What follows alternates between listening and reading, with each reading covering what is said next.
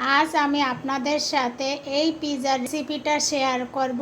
আমি কিভাবে চুলায় বানাই সেই রেসিপিটা সম্পূর্ণ আপনাদের অনুরোধ রইল আমার এই ভিডিওটা দেখার জন্য। আমি কিভাবে বানিয়েছি এই পিৎজাটা, খেতে কিন্তু বাইরের চেয়ে কম না, অনেক টেস্ট হয়। আপনারা এভাবে একবার বানিয়ে বাসায় তৈরি করে খাবেন।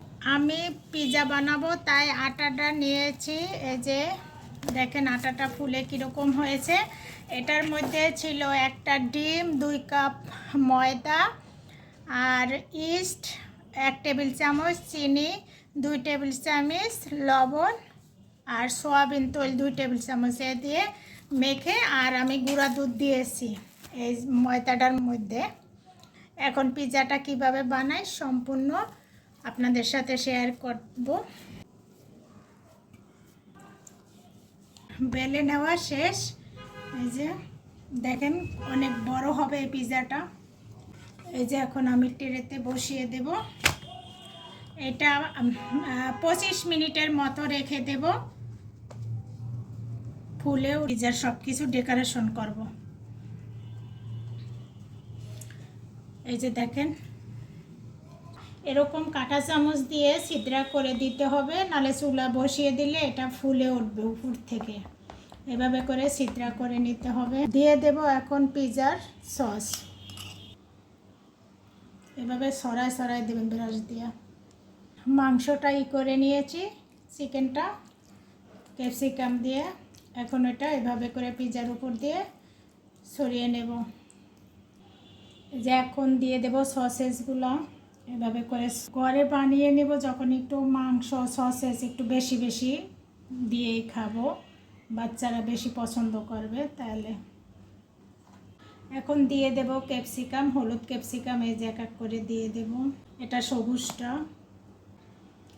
দিয়ে দেব। পেঁয়াজ গোল করে কেটে নিয়েছি, কিউব করে, আপনারা এভাবে করেও কেটে দিতে পারেন। এখন দিয়ে দেব চিজ। চিজ বেশি দিলে বাচ্চারা খেতে অনেক মজা পায়। এখন দিয়ে দেব অর্গানিক দিলে একটু পিৎজার গ্রানটা অন্যরকম আসে। আপনারা এভাবে দিয়ে দেবেন। আমি উপর থেকে আবার একটু ক্যাপসিকাম দেব। এই যে দেখেন বালি দিয়ে দিয়েছি। এখন আমি স্ট্যান্ডটা বসিয়ে দেব। এই যে এখন পিৎজাটা নিয়ে আসলাম। এখন এই যে এটা এখানে এই যে বসিয়ে দেব।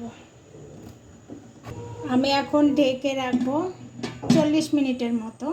এই যে ঢেকে রেখে বসাই দিলাম। 40 মিনিট পর নিয়ে আসলাম। এই যে পিৎজাটা দেখেন কত সুন্দর হয়েছে। এখন তুলে নেব পিৎজাটা। আমি একটু গরম যে হয়েছে কিনা দেখি, একটু চেক করে দেখব পিৎজাটা কীরকম হয়েছে।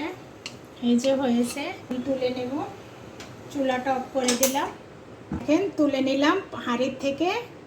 এখন কেটে দেখাবো আমার পিৎজাটা কত চিজি হয়েছে।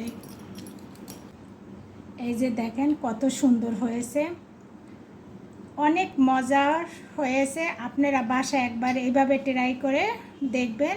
আমার সম্পূর্ণ রেসিপিটা ফলো করে করবেন। আর বাচ্চাদের বাইরেরটা কিনে না খাওয়াই ভালো, আপনারা ঘরে তৈরি করে দেবেন। আর এতক্ষণ পর্যন্ত ভিডিওটা দেখার জন্য সবাইকে ধন্যবাদ।